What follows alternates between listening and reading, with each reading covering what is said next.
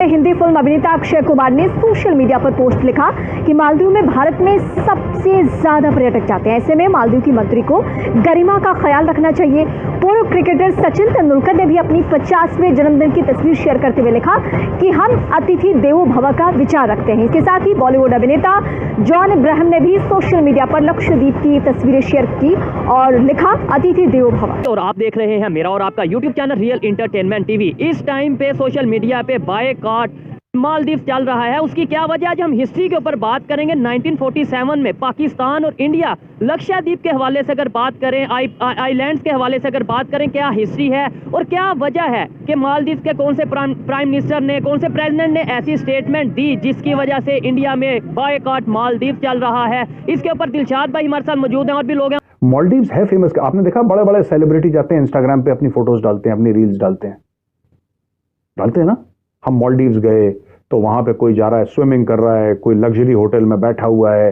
दुनिया जाती है मालदीव्स एंजॉय करने के लिए। दोस्तों, इन्होंने इतना धक्का दिया ये सब बोल के कि नहीं, इंडिया को यहां से निकालो, यहां से निकालो। यार मतलब ठीक है, अगर आप चाहते हो वहां से निकल जाएं तो हम निकल जाएंगे। दिलशाद भाई, आपने देखा होगा सोशल मीडिया, खासतौर पे इंडिया में इस टाइम बायकॉट जो है वो मालदीव चल रहा है। बहुत से ऐसे उनके बुकिंग हैं जो कैंसिल हुई हैं। क्या कहना चाहेंगे इसके ऊपर हिस्ट्री के हवाले से? सबसे पहले तो हम किसी भी चीज़ को पढ़ने के लिए उसकी हिस्ट्री की तरफ जाते हैं। तो सबसे पहले हम इसकी हिस्ट्री देखते हैं कि 1947 के अंदर जब हमारी पार्टीशन हुई है तो जिन्ना साहब ने यहाँ पे लोगों को भेजा था, जो इस टाइम पे जो इंडियन ओशन के अंदर जिसको उन्होंने लक्षद्वीप का नाम दिया हुआ है।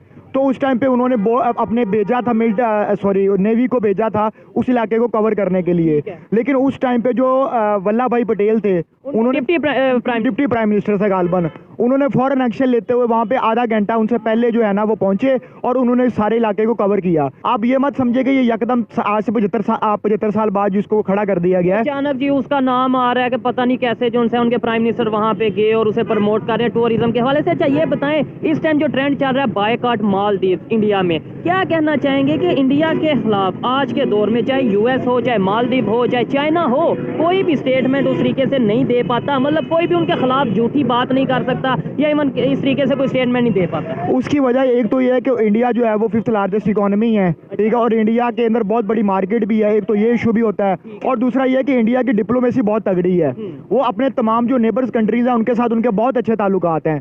जैसे कि आप देखें कि मालदीव जो है वो एक ऐसा मुल्क है जो कि टूरिज्म पे चलता है और वहाँ पे तकरीबन ईयरली 10 लाख से ज़्यादा इंडियन वहाँ पे जाते हैं और विजिट करते हैं। तकरीबन ये 50 से 55% बनता है उनकी टोटल टूरिज्म का।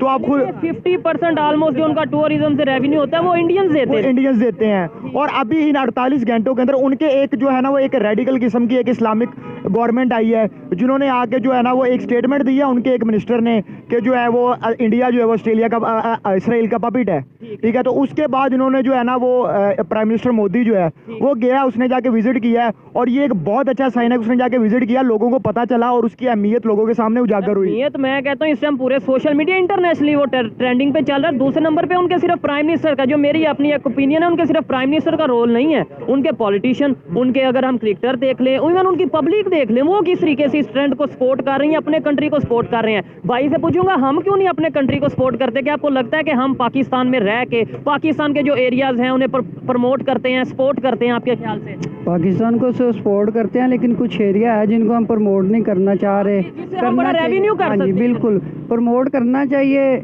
उससे बड़ा फर्क पड़ेगा हमारी कंट्री को, हमारे लोगों को, सबको बड़ा फर्क पड़ेगा इसमें। कोई अच्छा देखें, यहाँ पे जो सा उस तरीके से हमें यूनिटी नहीं नजर आती। वहाँ पे सिर्फ प्राइम मिनिस्टर का रोल नहीं है, उनकी पब्लिक में बड़ी यूनिटी है। देखिए, ये जो लक्षद्वीप वाला एक मामला हुआ ना, ये आज से तकरीबन 1.5 साल पहले रेडियो पे गालबन प्राइम मिनिस्टर मोदी जो है एक प्रोग्राम करते हैं मन की बात, उनमें उन्होंने जिक्र किया था आज से 1.5 साल पहले।